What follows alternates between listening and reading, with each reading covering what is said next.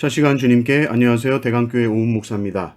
6월 30일 목요일입니다. 하나님 우리에게 주신 말씀은 사도행전 28장 23절에서 31절까지입니다. 그들이 날짜를 정하고 그가 유숙하는 집에 많이 오니 바울이 아침부터 저녁까지 강론하여 하나님의 나라를 증언하고 모세 율법과 선지자의 말을 가지고 예수에 대하여 권하더라. 그 말을 믿는 사람도 있고 믿지 아니하는 사람도 있어 서로 맞지 아니하여 흩어질 때에 바울이 한 말로 이르되 성령이 선지자 이사야를 통하여 너희 조상들에게 말씀하시는 것이 옳도다.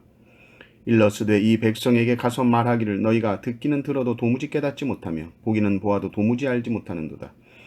이 백성의 마음이 우둔하여져서 그 귀로는 둔하게 듣고 그 눈은 감았으니 이는 눈으로 보고 귀로 듣고 마음으로 깨달아 돌아오면 내가 고쳐줄까 함이라 하였으니 그런즉 하나님의 이 구원이 이방인에게로 보내어진 줄 알라. 그들은 그것을 들으리라 하더라.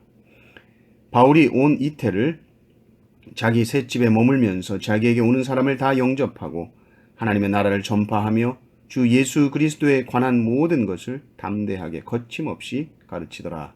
아멘. 오늘은 사도행전 마지막 본문입니다. 바울이 이제 로마에 왔습니다.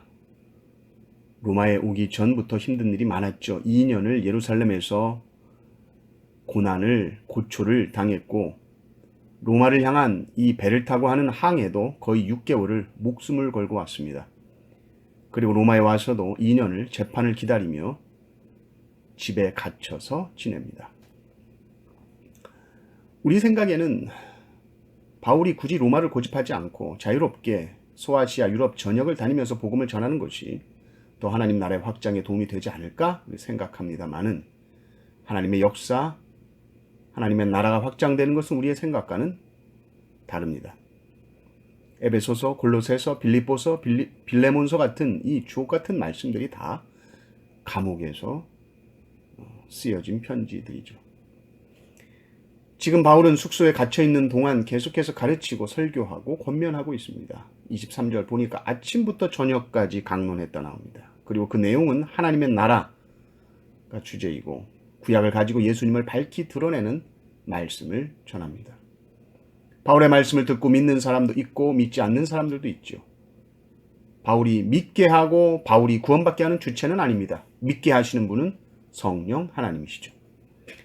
그러나 바울은 이 믿지 않는 자들을 강하게 경고합니다. 이사야 말씀을 인용하면서 말하고 있죠. 듣기는 들어도 깨닫지 못하는 자들을. 특별히 하나님의 백성이라고 하는 유대인들, 너희들 그렇구나. 이제 구원이 이방인에게 주어지는데 이방인은 그것을 들을 것이다. 담대하게 하나님의 말씀을 전하고 있습니다. 바울은 2년을 셋집에 있으면서 자기에게 오는 사람을 한 사람도 마다하지 않고 영접하고 복음을 전합니다.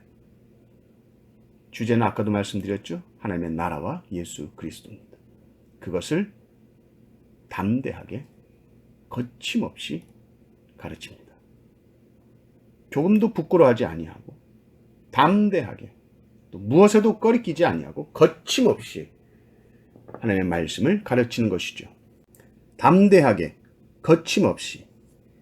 이 표현은 아주 복음을 잘 설명하는 말입니다. 복음은 가둔다고 막을 수 있는 것이 아닙니다.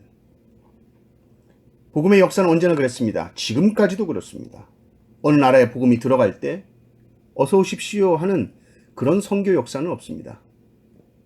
죽음의 고통이 있고 반대가 있고 적대하는 세력들이 있습니다. 그러나 그것이 복음을 막지 못합니다. 담대하게 거침없이 복음은 전파됩니다. 한국에 복음이 들어올 때도 일제치하였습니다.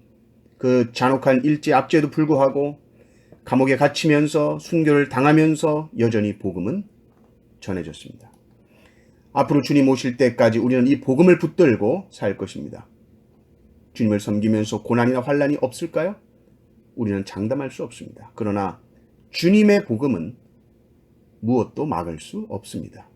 그리고 결국 복음이 승리할 것이고 십자가가 승리할 것입니다. 이제 사도행전이 끝났습니다. 사도행전은 다른 성경, 어떤 이 신약 성경과 다르게 끝나는 느낌이 들지 않습니다. 마무리 인사가 없습니다. 마치 이제 사도행전의 이야기를 우리에게 넘겨주는 느낌이 들죠. 바울과 여러 사도들이 이렇게 복음을 전했다. 그리고 이 사도행전 이후에 대한민국에 사는 지금 나에게도 이 복음이 전해져서 우리도 이 새벽에 지금 사도행전을 읽고 있는데 그럼 나는 이제 어떻게 해야 하는가? 답은 분명하죠. 우리도 복음을 언제 어디서나 담대하게 전하고 거침없이 가르쳐야 합니다.